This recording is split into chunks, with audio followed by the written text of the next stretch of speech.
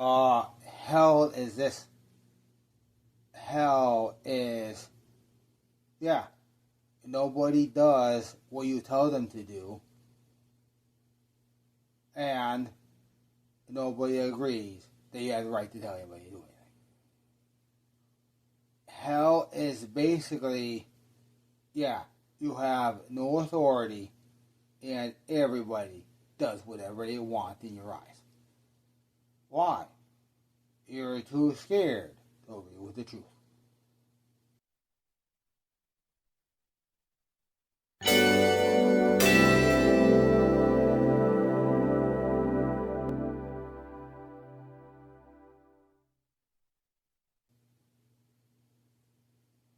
It's that simple.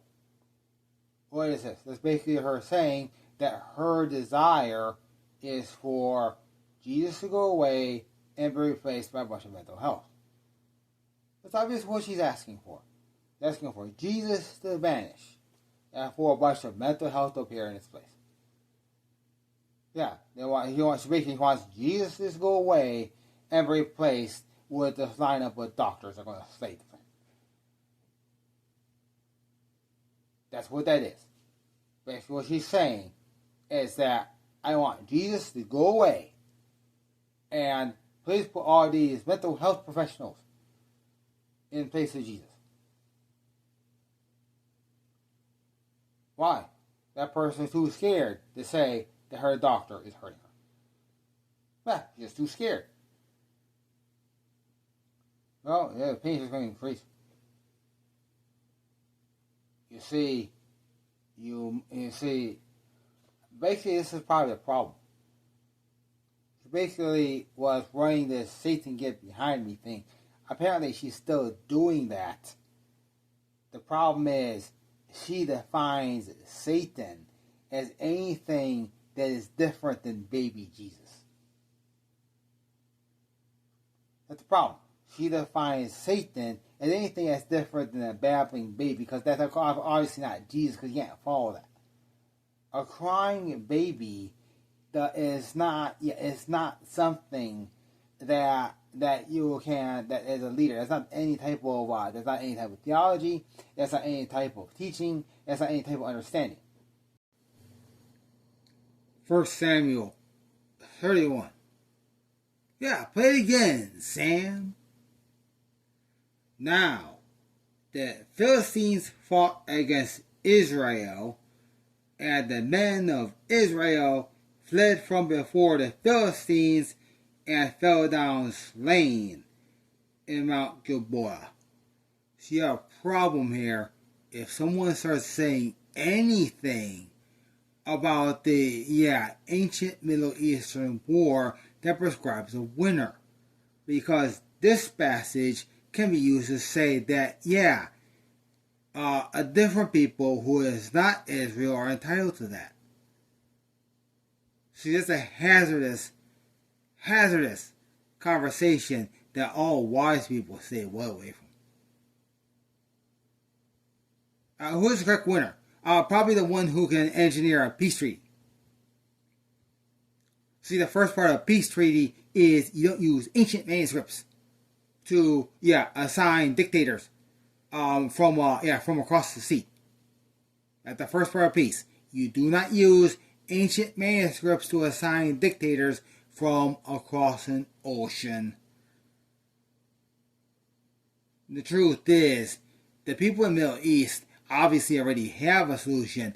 The United States doesn't get a say. The thing is, the UN says that. Of course, there are things that ensure that's going to happen, no matter what any religion leader thinks. They have a solution that the United States does not get a say. It is none of our beeswax going on. And the Philistines followed hard upon Saul and upon his sons. Let's use a traditional understanding. Basically, the Philistines had a problem with Saul. And the Philistines slew Jonathan and Abinadab and Chishu, Saul's sons. Okay, let's use understanding here. This means that these three sons of Saul are, they're dead. They're this type of dead. Okay, they're this type of dead. They're this type, they're bang, that type of dead. These three sons of Saul, Abinadab, Melchua, and Jonathan, are dead. Why? They were killed through a valid military campaign as defined at the time. At this point, the Philistines rule the Holy Land. There's no different way about it. You're entering, deep boiling chocolate. You start arguing with this. Because that chocolate is then described in the following verses. Seriously. As the battle went sore against Saul, and the archers hit him, and he was wounded of the archers. What happened? Saul was dying. Frankly, would being submerged in boiling chocolate be any better or worse? No, it wouldn't. Because the truth is, either could have happened, the experience would be identical. The experience would be identical. Whatever might actually happen in there, that's not the goal of humanity. The goal of humanity is not to find ways to play with angels. Okay, that's not the goal here. The goal here is not to start playing games with angels. Okay, if you want to do that, please use the Chi handbook so you can do it correctly, so you don't suffer as much. Seriously, if you want to go play with fairies, use the fairy manual. Don't use this. See, you must use the right manual for the job if you're not going to hurt yourself with the chainsaw. Seriously, do not use the manual that comes with the speaker system when you see a problem here. Now you're beyond human reasoning. Humans don't allow that nonsense on planet Earth.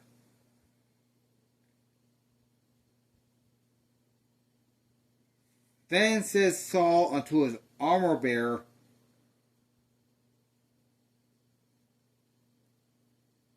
Saul is dead. He's dead. Who is the armor bearer? His armor bearer is this, angel, who basically walks up to him in the next life. Obviously, what is it? It would look like this, big, strong, Chinese girl. Of course, carrying a big sword. Of course, Saul can't tolerate that. That's a sin.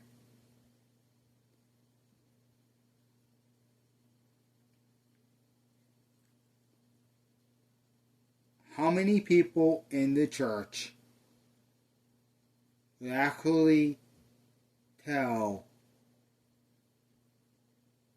basically, how many people in the church, if they were forced to depend on a Japanese schoolgirl for maybe survival for a week because some weird things happen and she just won't have to take care of you because she's the one with the food?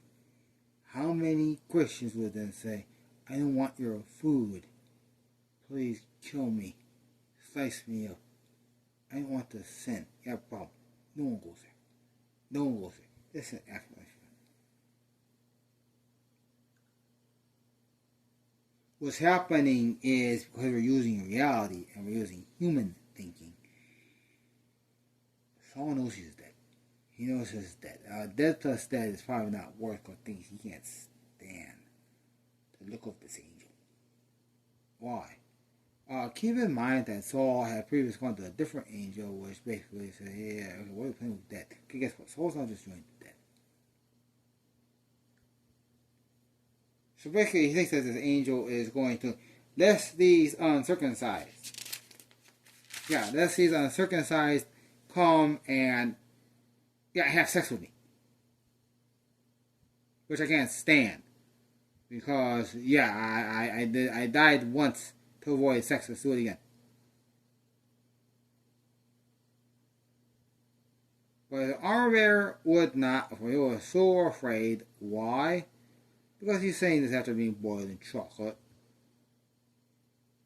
And so, okay, I was supposed to after life, and he said, okay, let's do it again. Got a problem. Why is Saul doing this? Saul obviously believes that the correct thing to do is to repeatedly kill himself with the sword. Why? He can't figure out how you get out the chocolate. You got a problem here.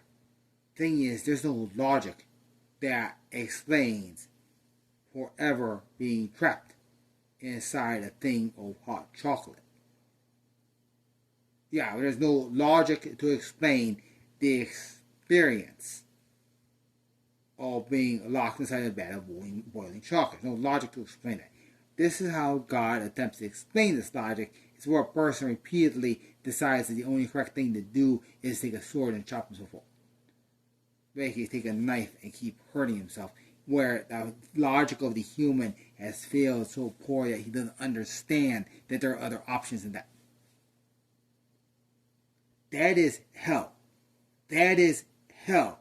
Where a person no longer has enough logic to understand that non-pain is what you're supposed to do. Basically, you're supposed to go the route of non-pain. Yeah, you're supposed to be a big man and say hi to the kid selling flowers.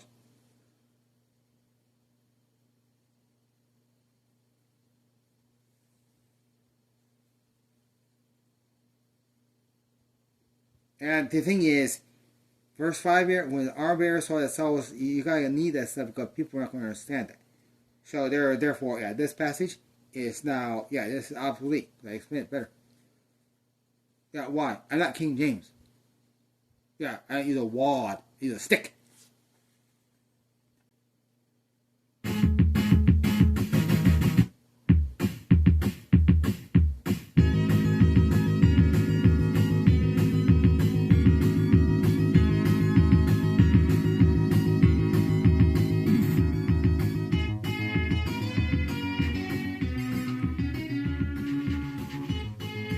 The second book of Samuel.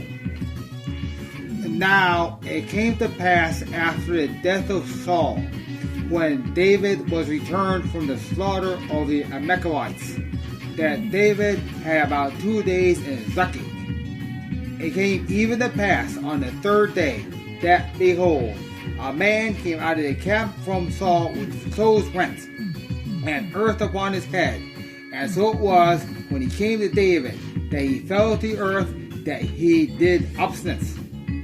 And David said to him, From whence thou come? And he said unto him, Out of the camp of Israel I escaped. And David said unto him, How went the matter? I pray thee, tell me. And he answered,